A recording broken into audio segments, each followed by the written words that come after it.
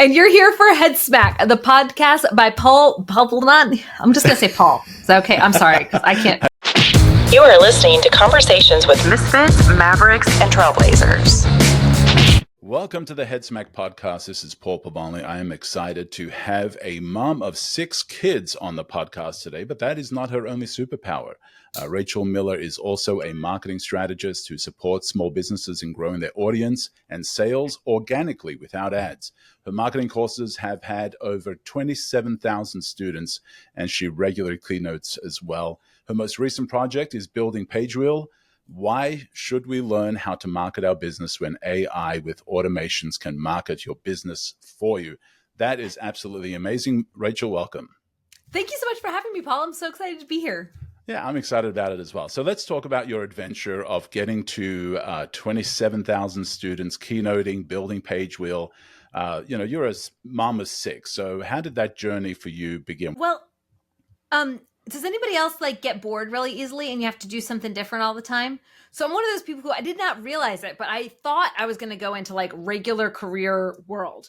But it feels like every time I start or whenever I get a job, I'm in it for a season, and then either I get bored, they get tired of me, or I keep messing things up because I keep trying to change their system, that their system was fine before I got there and it was fine while I learned it. And then I just decide to mess with it.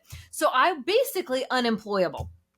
And because I'm unemployable, I'm actually unemployable by myself too. So a lot of times people who are entrepreneurs, they think of themselves as an entrepreneur, but what they're really doing is they're making a job for themselves. So the guy who does construction, he's made a construction job for himself. The person who runs a digital marketing agency, they created a job for themselves to manage people who run work an agency. Well, that's not me. I'm not that kind of entrepreneur. I didn't make a job for myself, although I do make an income. What I do is I build something. I love the act of building a business. And then once my business is alive, I often either kill it or I have to move on to something else and somebody else runs it for me. I sell it or I bring on a business partner to run it or something, because if I keep that business alive, I'm going to kill it. Yeah. And so What's interesting about that is I've had several people that have talked about the difference between an entrepreneur and a business owner. Yes. And so how would you see that difference? And you've kind of explained, you kind of fired yourself from your jobs because you were unemployable because you had this different way of doing things. Talk about that just for a moment. Yeah, entrepreneurs, they're very difficult to employ for a long time because they want to focus on one project and they get all excited about it. But they hate systems, and once the system, they don't mind building a system for someone else, but once that system is made, they're meant to go build the next system. Does that make sense? They're not meant to, they don't follow rules very well. They buck the system. They're always looking for the improvement. And well, there's a spectrum of entrepreneurs. So while an employee, you want some, I'm looking for improvement. I'm hustling, right? You want some of that, but you don't want somebody who's always looking to improvement, because when it works, if you have the entrepreneur in there, the one who's always trying to go, go, go, well, they might be considered A players while they're starting. There's this point though, where there's the bell curve where the company is mature and the company has systems that the customers like what works. They wash the floors, they deliver the floors clean. What else? We don't need to change the wax to a new wax. This system works. We don't need a new big machine. That's more money. It doesn't deliver better results and takes more time too and more resources. Why would we want to do that? Whereas the entrepreneur is always looking for that next thing.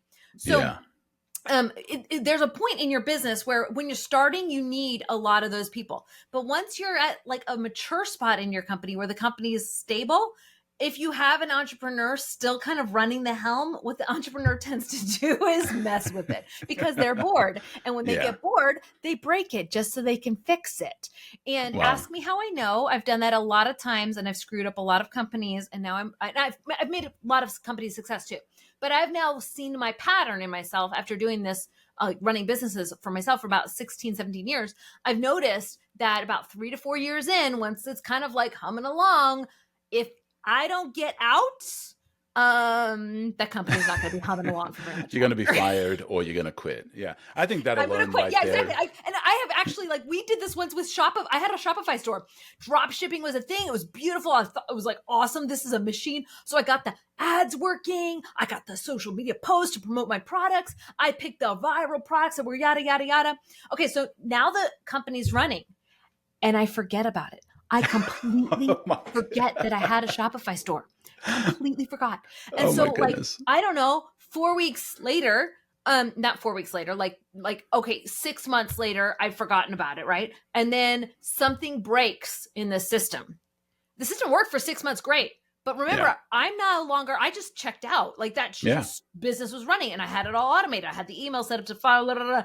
Okay, well, you needed some adult in the room to check that the system was still running. Because you know what? Sometimes zaps get disconnected. Or sometimes maybe your supplier ran out of the product and they don't sell it anymore. And you're still selling it. And you're saying that they're shipping it. So anyways, the supplier was really mad at me. They're like, can you please stop selling this? You keep sending us orders. We told you 3 weeks ago, we're not selling this anymore. We are no longer going to be your supplier because you keep doing this. And so now I have no supplier. I have 200 and something orders for a product that 3 weeks ago I told them shipped. And so anyways, my point is, if you're an entrepreneur, you're going to have that because you set the system up and you're like, this is amazing. And then you completely forgot that you made that system and you pieced out and you started working on other things. Meanwhile, something breaks because you have to have a manager. You have to have that person. Now, let's say you're like, oh, great. Well, then no worries, Rachel. I'll just hire the manager. I thought that too. And then I have to actually have somebody that hires the manager now because what if the manager leaves? And I don't know the passwords to get into anything. So it's like you might hire another entrepreneur because you relate to them too. Because you're like, oh, this is a person. But they can't be like, there's like a spectrum, like I said. Okay, so I'm like that spectrum way out here that's building. And there's a spectrum of people that keep things alive and keep things running. Right. And I think of those people as the business owner. The business owner has the mindset of, I'm going to keep this alive as a business. I'm going to grow the business. I'm going to follow up with the profit and loss statements consistently. Whereas an entrepreneur might think, well, that's going down because I'm investing it in something. So you're going to need a business owner of that business eventually, but that doesn't necessarily mean it's the entrepreneur. I still own like 6 businesses. Okay. Technically it's 3 different EINs and then each EIN has like different companies inside them. Yeah. Okay. I'll go with my legal definition of 3. So I own 3 different businesses, but I'm not running those businesses. Like somebody else now is the business owner of those, even if they're like the stakeholder. They're the ones keeping the business alive while I'm focusing on my, pet project. Yeah. That's so awesome. I think that alone is a head smack for somebody. I think there's somebody that, thought they wanted to be an entrepreneur, but they actually wanted to be a business owner. And there's somebody that thought they wanted to be a business owner. We need you. Yeah. But understanding that difference, I think, is a big head smack moment for folks to get that clarity around what that means. And so, we celebrate if you're not that. If you want to create a stable business, by golly, that's beautiful. And I am jealous of you because there's so many times I look at the mess I make in my businesses and I build these things and I think, wouldn't it be nice if I just had something stable and beautiful and peaceful? And so I'm jealous of you because you can keep it alive and peaceful. Whereas once it's peaceful, I start messing with it, trying to make it better. And that's not peaceful anymore. So that's your wiring. So how did that journey look like for you to get to where you're at? Because you didn't start off in entrepreneurship, business ownership. You started off somewhere very, very, very different. Yeah, I was a high school teacher. I taught economics for a couple of years. Then I had babies. Then I had a lot of babies. Then I started online business and I started by collecting my people first. And that's something that I've realized that a lot of entrepreneurs or business owners get wrong. They think about their product before they think about their people. And so if you think about your product first, well, you're going to make an amazing product, but there's no one there to buy it. Whereas for me, I always thought, who is my perfect person? I want to collect more of those perfect people. And once I have those people, then I will sell products to them. And it doesn't even have to be my product. It can be anybody's product. And I'll find out what they're buying and then I'll make it better. And then again, that will make it better a bit. And then sell that to them and then make that process. And then once that kind of is humming along, then I usually pass that audience onto a different team that then is the business owners and they keep it going. So what was the first business you jumped into as a high school teacher that was kind of your first step away from high school? My first job ever online was writing manuals. It was actually like they're the paper manuals, but I got the job online, and a Japanese company hired me because they were making like small appliances, and they were writing the appliance manuals in their version of English, but it wasn't like English that was readable to average Americans. And so they had me rewrite their manuals. So, ages like, I don't know, 15 years ago, there was remote blinds. I wrote a manual for remote blinds. I wrote a manual for like, I don't know, TV remote or something else. I don't remember. There were like, I don't know, dozens of these that I wrote. I just remember the remote blind one. I didn't keep any of these manuals, by the way. So I have no proof that I did that. I'm sure and if I you go don't to a remember Home the name Depot of the or company something. because like it didn't make any sense to name it. I couldn't have said it. Like, anyways, it's what it is. So yeah, you'll just have to take my word for that one. But I wish I'd kept it because wouldn't that be cool? Like, be like, dude, my first thing I wrote was this remote in the beginning. manual. No one reads that. But somebody writes it, and that somebody was me. Okay, so I did that first, and I was not making minimum wage, but I was able to do it with my children. And I learned how to write really quickly, and I learned how to write like concise and in steps. So like it was good training, but it wasn't like a good job. Right. Yeah, it was a good at least a look away from what you were doing and seeing that there's other things out there. So what did that lead to? How did that lead to entrepreneur Rachel? I don't know how it led to writing online. Somewhere in there, I started a blog. And after starting the blog, then I went on to grow that blog to getting 10 million page views a month. And we grew our audience to 1 million fans in a year. So that was really fun. Wow. Yeah, it was really fun. We had so much fun with that. And what was it about? That's preschool parenting. Okay. Wow. At the time, I have 6 kids, and at the time they were preschoolers. Looking back, I'm like, did we really make Play-Doh that often? Oh my word, we did, didn't we? I barely remember those years without like pictures, which is kind of sad. But yeah, I loved working from home because I was able to control my business. I could scale a business. I knew what I needed to do to make more eyeballs. I knew what I needed to do to make more sales. I knew what I needed to do to get more ad revenue coming in. Whereas with kids, I don't know if you have kids, they kind of have minds of their own and they do what they want. So it was, for me, it was like a great outlet. And so I was so grateful that I got to build my first business, which was a website. And then I went on to sell that one and then build 3 more. And eventually somewhere in there, people started saying, hey, wait, what are you doing? You're building all these websites. And I was like, oh yeah, I am. And they started asking me how I'm doing that. And I thought they wanted to know how I was making money from my websites. And no, they didn't. They didn't care how I was making money. They wanted to know how I got all that traffic. And so that's how I became known as the traffic girl. The first class I brought in, it was hilarious. It was like on Halloween night. And so like definitely when you're selling to moms in the United States, you should definitely sell to them on Halloween night when everyone's trying to get their kids dressed up and trying to make sure their kids don't eat the entire bag of candy or take their neighbor's entire bag of candy and go door to door. Like that's definitely the time you should say, bring out your credit card and buy something from me. And so I had a tiny little group of like 200 people. And I think it was exactly 200 people actually. And they 45 of them pulled out their credit card and purchased my product on Halloween night. And so I turned off my sales card and I was like, don't buy. I don't have this made yet. I don't think you actually say yes. What am I going to do? Oh, that's incredible. That's incredible. Yeah, it was pretty crazy. And I still didn't think I'd gotten it though until my official open cart was 6 weeks later after they helped me build the course. And that one we did a 96,000 in my first sale. And I remember like crying buckets because I had been a teacher and and at the time, like we had a broken car. Like I didn't understand the gift that was possible with making courses. With my websites, I was making like a couple thousand here, a couple thousand there. And I mean, I think I was making consistently equal to or more than my hubby, but it wasn't like big money. Does that make sense? It wasn't big money and it wasn't big impact. Because when you read a blog post on how to make sourdough bread, do you really think, oh, this just changed my life? Not really, right? So it did change my life though, because my wife started making sourdough and I Ooh. started looking like sourdough because so it did change my life. So, but anyway, go ahead. Yeah. So like, I think you can make more of an impact with someone when you ask them to invest more time and more money, because Yeah, then they invest more time and more of their resources. So they have a bigger transformation in their lives. And for me, that meant that, that course was what transformed my life, but also transformed my students as they were able to like build their audiences. So it was really right. And fun. so the course was on organic traffic. And so, where did you learn that from?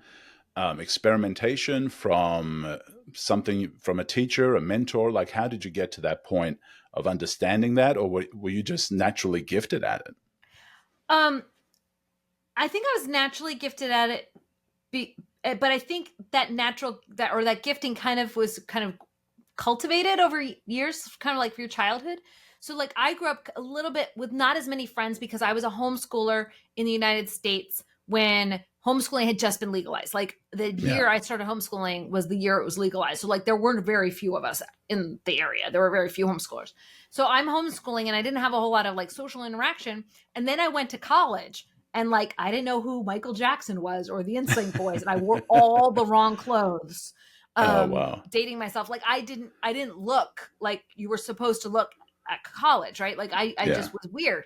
And I was like, dude, I'm not going to be weird anymore. So I like looked at what people were doing and what makes popularity. And then I was like, well, I can hack that. So Yeah. I started hacking user engagement because Yeah.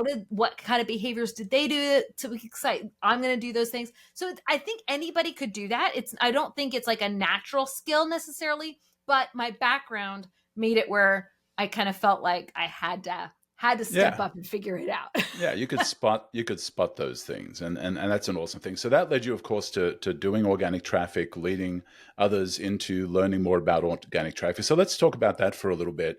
What is the key difference between paid and organic traffic? Paid traffic is when you run an ad to get someone to click on a piece of content with the intention of them converting. So Hmm. converting to giving you a lead magnet and growing your list, or converting to a buyer of a product, converting to getting on a phone call with you so you can go over your insurance plans that you're going to sell to them. Whatever that is, you want to have a conversion. And a conversion is an action that the customer completes. And a click means that they clicked on the ad in order to click on the website to click onto the action. So each one we have like click through rates, CTRs, that we like measure at each stage of that journey, and that's paid traffic. So if you're starting from scratch and you're running ads, well, it's really, really difficult, and you're going to have a hard time getting sales and even knowing why the ad worked, because you have to get like 50 conversions for an ad platform to realize this is the right person, because they have to have enough people coming in that they can see like this. You're looking for moms. You're not looking for Right, right. 20-year-old boys. I remember the one time I ran an ad and we had so many clicks. And it was because in I didn't know this, but there's this Facebook group in England and they're the couch surfers. And it's not actually couch surfers. It's like 18-year-olds who don't have a whole lot to do in their time. And so what they were doing is they would go on to usually a woman who is older. They'd go onto her Facebook Live while she's talking about whatever she's talking about on Facebook Live and say, I'll come sit on your couch. Oh, my Oh my. mama's on your couch. Who's going to Oh buy my God. her couch? I'm going to buy her couch. Oh, her couch is too ugly for me. Basically, they Wow. were talking about sex, but instead of the word sex, they were using the Yeah. word couch, and they were talking about it on my profile. And now all of a Oh, sudden, I'm getting all this traffic to my website, and I look through the traffic. I'm like, it's all coming from these 3 towns in England. What is going on? And I look at the people, and they're all 18-year-old boys. I'm like, oh, no, no, no, no. So this is a high school or a college class that just got really bored during seminar, like their teacher, and yeah. decided we're going to gang up on this poor woman. And I'm telling you, they had the time of their lives, and I'm glad they had fun. But Yeah. Well, and but then the so point is, Facebook saw that as your audience, right? I And know, so because Facebook's they're like, totally leaving these paragraph responses, and they're going back and forth. But I'm like, no, this is not what my page is. right, I'm like, right, right. no, You guys, we're guys have talking about messed up like the algorithm. you like. So my point is like those kind of things that happens when you're just using paid. Now, if I was just using paid at that time and I didn't know what I knew now about the algorithm, I would have been in a world of hurt, because now the algorithm's like, awesome. Rachel wants 18-year-old boys.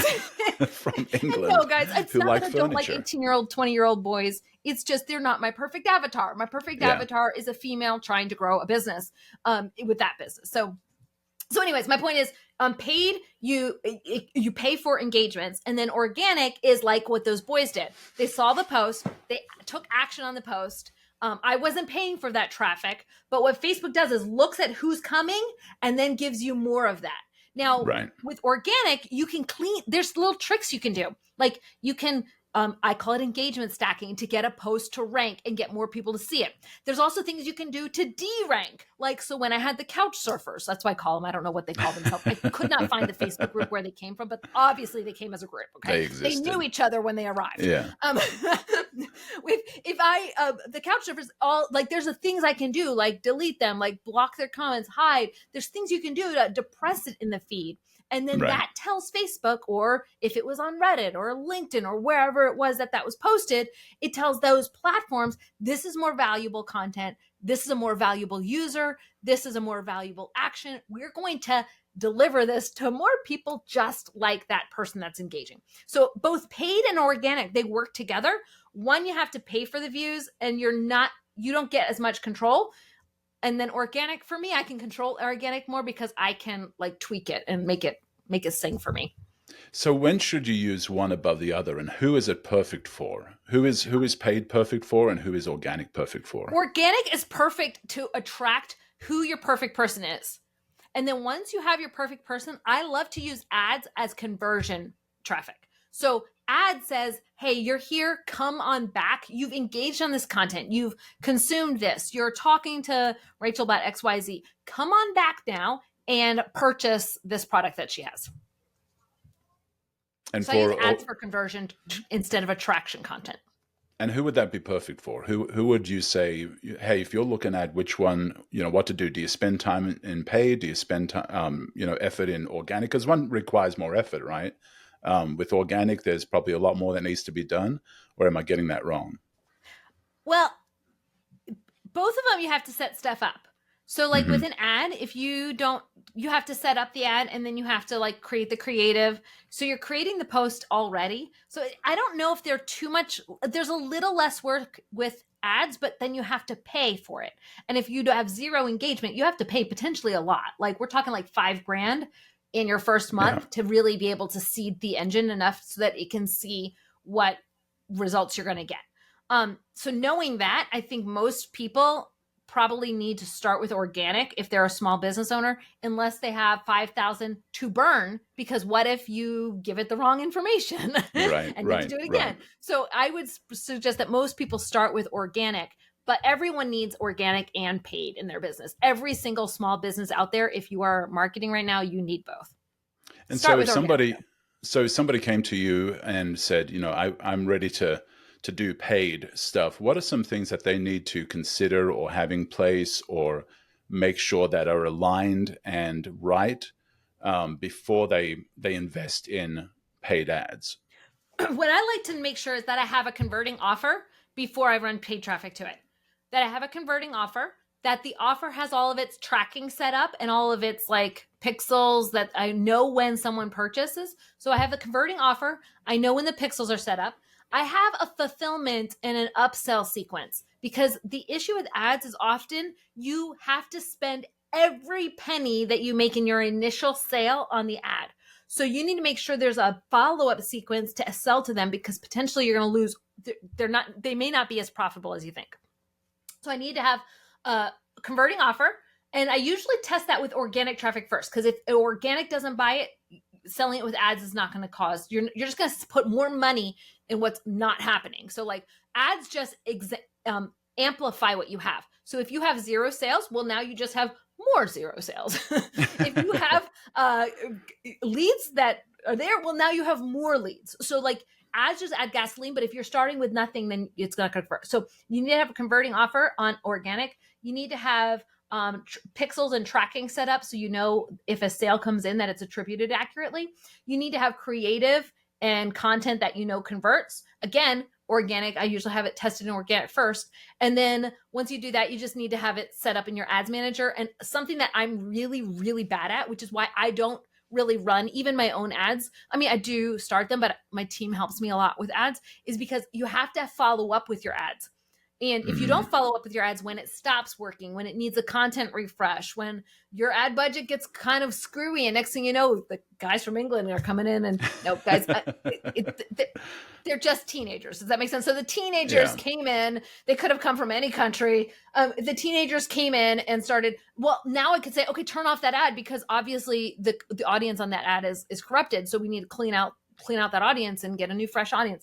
So you have to kind of manage it. And as the entrepreneur, guess what I'm really bad at is remembering to check that ad. So that's why you have a team. Somebody else has to help me with that one. But yes, so you're going to want to those 5 different things. Once you have those things, you're ready to run ads. But I always start with organic first, because organic, you can test your offers. I don't know how many businesses out there. I guess this is like a business owner thing. We put the rosy glasses on and we see the world as awesome and amazing. And this is going to be the best. And we create this product, and I hate to break it to you, but like of all the products that I make, like when I make a product, like, I don't know, 4 out of 10 are complete bombs, guaranteed. Wow. Even now. Yeah. And like the next 4 are so bombs. Like we got a couple sales, but we didn't knock it out of the park at all. And no one would call them successful. And then 2 of them are good. And that one is a knock it out of the park. And that's the one that like you can pour all your ad money on. Well, the problem is you have to test so many times in order to find that one that's knocking out of the park. And I'm saying that because I've done this for 16 years and I still have 1 out of 10 knocks it out of the park and 8 are bombs. And 1 is like a good one, but not that great. So that is so knowing good. that, you have to do a lot of different tests. And that's why 1, you should test with organic first. And 2, you should make a ton of different offers before you turn on ads. Yeah, that is so good, because I think some people think that every hit is a home run. Every shot is going to be fantastic. And to hear that, that sometimes it takes some testing, it takes some trying, it takes some putting it out there and seeing, and you don't have to stop and think you're a failure and think that you've missed it and think that nobody wants what I have. Nobody, I'm a failure. Why am I doing, that sometimes you just got to stick with it and try more things. And so I'm glad you've shared that. Now, when it comes to organic marketing tactics on social, what are some common mistakes that people make when it comes to that? Oh, my word. There's so many. Sometimes they'll post just one type of content. So like, I only post photos or I only post videos. So posting one type of content is one mistake. Another mistake is that they like use an auto feed or an auto responder. So like they just set up their like account to just publish and they never engage on it afterwards. And it's kind of like, it's like a loudspeaker. Another thing is they don't feed the platform. Like I had one perfect account. Like the messaging was great. The branding was beautiful and clear and everything. They had even the right people they attracted. And they're like, why? We have 100,000 followers and nobody says anything. We have 17 million on, not 17 million. I think it was like 7 million on YouTube. And they were really confused why their Facebook account only had 100,000 followers and they were all dead. They're like, Facebook doesn't work. I'm like, no, Facebook works great. It's beautiful that of the 7 million you have on YouTube, there like 100,000 of them clicked over and followed you. But look at what you're posting on YouTube, on Facebook. Every single post on Facebook is a YouTube link. Well, guess what? Facebook doesn't really like it when you post their competitor. And that's the only content that you're putting on Facebook is their YouTube link. Well, yes, of course, Facebook's not going to work because they want to keep you on their platform. The competitor. They want to keep you on their platform. You're on exactly. Like, I mean, come on, dude. It's like you're going to, it was like you're going to the girlfriend's house and basically saying, my ex-girlfriend did this, my ex-girlfriend does that. It's like, it's just, no, stop it. Facebook is a jealous boyfriend. Do not do that. It just doesn't work. And so anyways, so that's another one. So, okay, we have, the first one is they post only one type of content. Next one is they post, automated, so like an automated loudspeaker. The third one was that they post like the competitor platform, so they're not posting links for Facebook. And the last one is they're posting the right, like they're posting regularly, but they're talking down to their audience. So I don't know if any of you guys have noticed this, where you guys go onto a Facebook page and like they're posting variety and it looks great, but it's like they're kind of bossy. And they're constantly telling you there's something wrong with you and that they have the solution because they're the expert. And you're like, I just met you like yesterday in my feed. So you're totally not an expert to me because I don't know you from Adam. Yeah. And why are we like, oh, this guy's really full of himself. You guys have all seen those feeds and you've all thought that, right? I'm not the only one Right. who's been on Facebook and was like, whoa, this guy just wrote a 4-page parrot, like, Rant. Yeah. and there's no engagement and there's nobody engaged. So my issue with those is that they seem too expert positioning and they didn't build the relationship first in order to have the right to be an That's expert. so good. Yeah. And so that they just need to change their messaging up. So, and then the last one is we've all gone to Facebook pages where it's just ugly.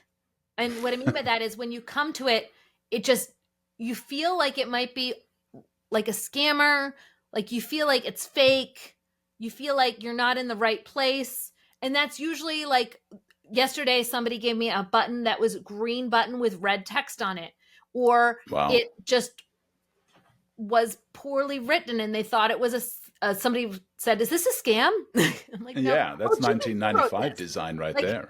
It just feels off, right? And so Yeah. that's that last one. And I think this is a bigger one that's starting to be an issue more now. 5 years ago, ugly sales pages could convert and Yeah. ugly stuff, ugly content could convert. Now people are getting a little bit more savvy and they're saying, I think that's a scammer, even if it's not, but because it just doesn't feel right anymore. Right. That's interesting because, yeah, you're right. Several years ago, the funnel community and design went through that era of ugly things converting and making people a lot of money. But I think so many people got into that you're right. People are now looking at that and it's like, I think so that's a easy scammer. They just feel yeah. off. Yeah. They haven't really invested a lot of time and thought into the look and feel of this. And it's something that could be generated very easily. So can I trust them? And I think that's a big part of it. They lose that trust factor just because it's kind of has some style issues. Now, I have noticed the difference, though, the older populations. So if they're over 50, you can still have some style issues. But if you're under 30, style is not going to cut it anymore. You have to have that style a little bit. Yeah. So what are some emerging trends when it comes to organic marketing? What are some strategies that would help businesses that they should be aware of? Seeing a lot of businesses right now using AI, which is great. I use AI all the time. Like literally, there's not a thing I do in my business every single day that AI doesn't touch. Mm-hmm. But a lot of them are using AI just straight from ChatGPT. And I don't know if anybody else has noticed this, but there's a lot of posts that are looking a whole lot alike. And there's not a whole lot of, they're feeling like you're starting to be able to be like, why is this feeling like I just read this? It feels, and that's because what ChatGPT does is it looks at the world and you ask for Facebook post. Well, it looks at the world and it creates a Facebook post for you. Well, if it's a Facebook post, like everybody's post out there, well, does everybody's post convert or do they kind of flop? Well, it's just getting a Facebook post based on the average. Well, you don't want to be average. You want to be better. Right.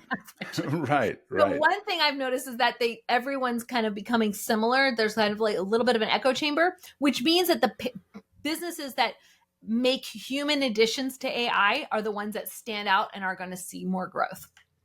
Do you think that's always going to be true? Do you think there's a point where AI is going to be, they won't care anymore? Or do you think that that human element is always going to be critical and it's always going to be noticeable and people are just going to get a sense for it? I think AI is always going to be, is from here on out, AI is going to be a game changer. And the businesses who use AI well will stand out and the ones who don't won't. I believe that businesses who add human element will always win. So I don't believe those are mutually exclusive. Yeah. What I think is going to happen is that the lazy businesses who are just using straight ChatGPT based on the world, that's going to get muddier and muddier because as ChatGPT grows and as more people are using it, well, guess what? More people are making crap content.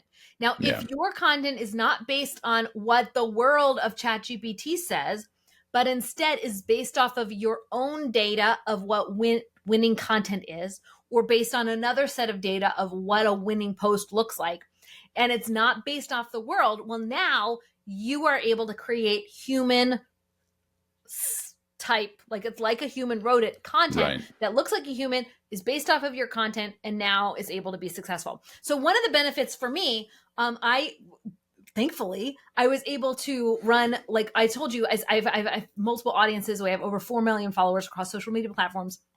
So I know posts that have done well. I already have lists, gobs and gobs. I think I have like 1,200 ones that have done over 1 million in reach. So I've got this huge base of content that has done well. Which, remember, when you have 4 million fans, getting to 1 million of them with a single post is actually not that difficult. So it's not it's not as hard as it is when you're starting out. Okay, so know that I have these posts that are reaching. So I collected our top posts, and then I have had 27,000 students in Facebook. Of the 27,000, believe it or not, only about 1,200 or so gave me access, maybe 800, gave me access to their actual data, their full data. So like, I know what post did well for all of those businesses. So knowing that I have that data, now we've anonymized it. That's how you pronounce the word. Yeah. Okay. We've anonymized it where you can't copy my post exactly. You can't copy their post exactly. But what I did is I took just posts that I knew converted and then fed that to ChatGPT, or not actually to ChatGPT, because you can't do it like that. What I did is I built a base that ChatGPT I use I use OpenAI to off of my content. So it's not the world's content, it's just my content. And then said, make posts based off of this, because I know these work. And now I open it up and I'm like, oh my word, I post maybe not all of it, because sometimes it still gets a little funky and weird, but I can post 60% of it just like this. I can post 70% of it.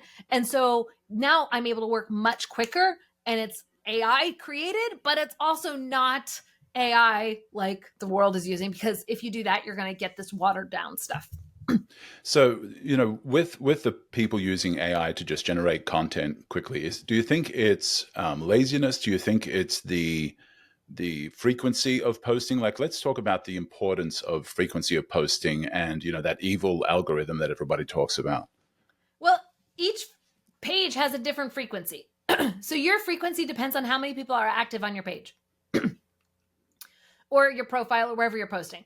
If you have a few people active, well, you're going to need to post a few times. If you have a lot of people active, you got to have to post a lot of times.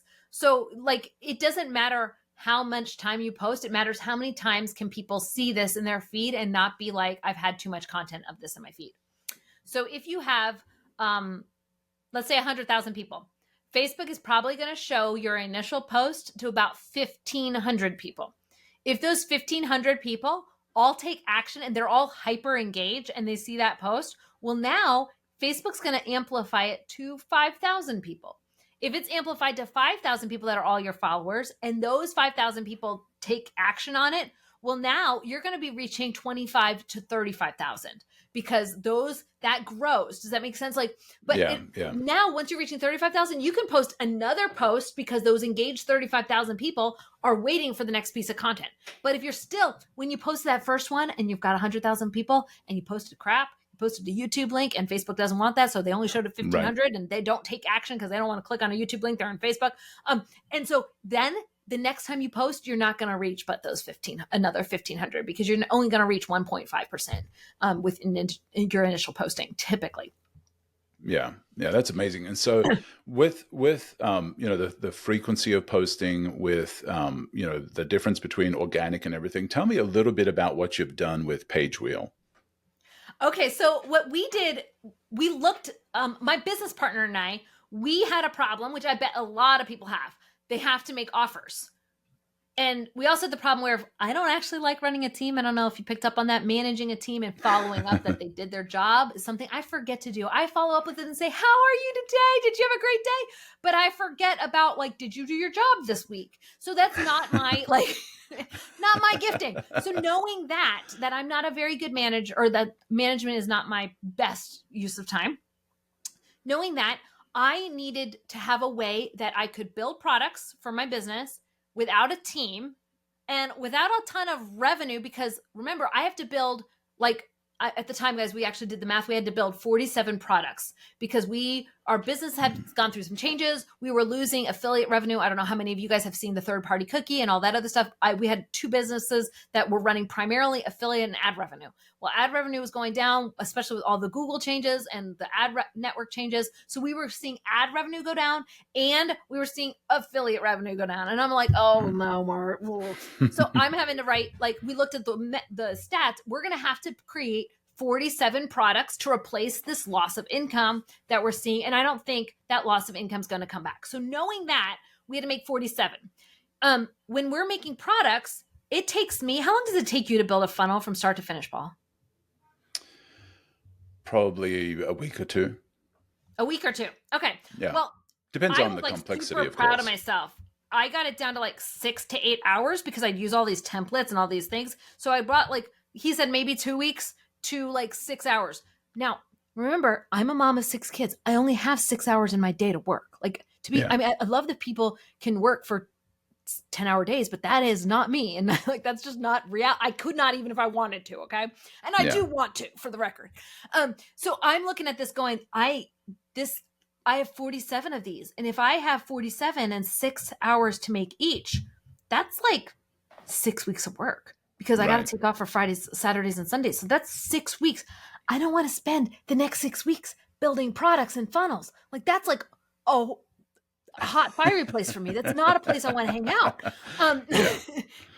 And so and then I was trying to hire people, and they were going, it was $1,500 per funnel. I was like, no way. And that was the cheap person. I had people quote me like $15,000 to make a funnel. I was like, you're crazy.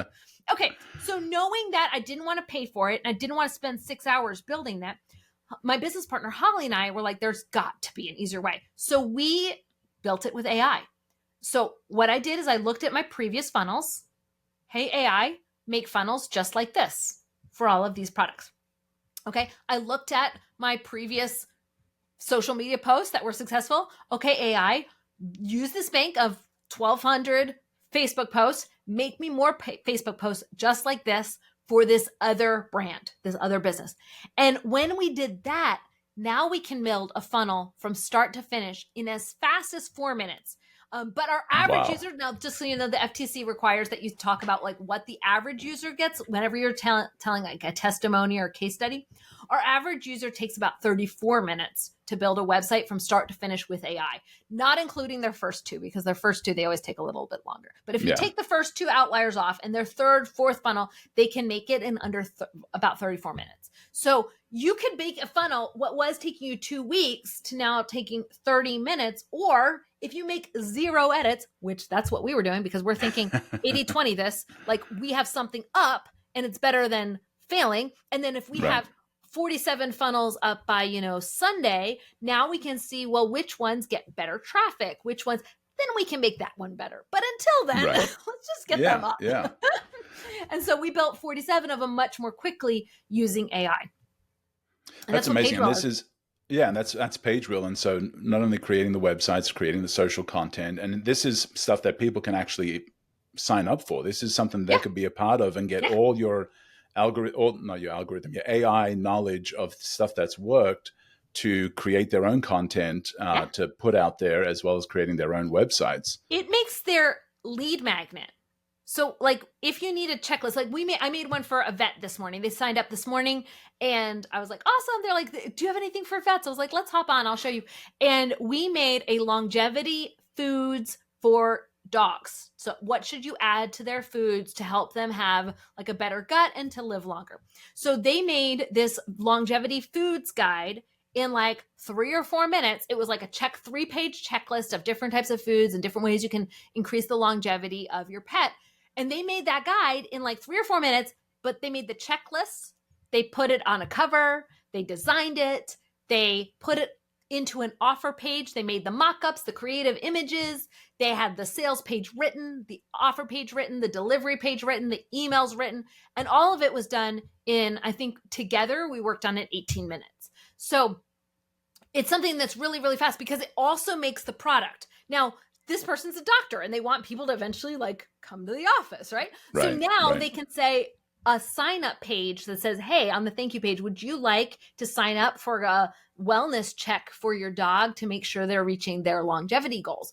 I'm like, Yeah. I didn't even know there's like a pet thing for longevity pet doctors. Like, that's pretty cool, but like, that's weird, but cool. Yeah. Also, how old is my dog? I don't know. Yeah. Yeah, it was fascinating. But anyways, this is that they were able to create that lead magnet with me just this morning, because we walked through the sequence, and it actually made the list builder. So we think often that we have to make the list builder, but AI now can build that too. This has been fantastic. This has really been so much fun, and so many, I think, moments of head smacks that people can just take and run with, or change their thinking about running ads and paid ads, organic ads, what they're doing in the algorithm. So much value. And thank you so much, Rachel, for that. So if people want to be a part of your world, what's the best way to get a hold of you or to connect to what you're doing? I'm Rachel Miller on Facebook. Come find me. I'm the Rachel Miller with big hair. Hopefully you'll be able to find me. And I'm on pagewheel.com. So that's my business. People know me for growing Facebook audiences. And we did create a bonus for everyone who's listening. If you're part of Paul's audience, he has a link for you so you can grow your first 100 people. But Pagewheel is my main focus right now. And we're helping people grow their audiences so they can sell more products so they can make an impact in the world. That's awesome. And those links will be in the show notes as well, for Pagewheel, as well as some other things. And be sure to follow Rachel, follow her adventure. Great value in these short few minutes that we've had together. And appreciate you coming on. And I would love to have you on again at some point. Paul, thank you so much. I truly appreciate it. Thank you. Have a great day. You too.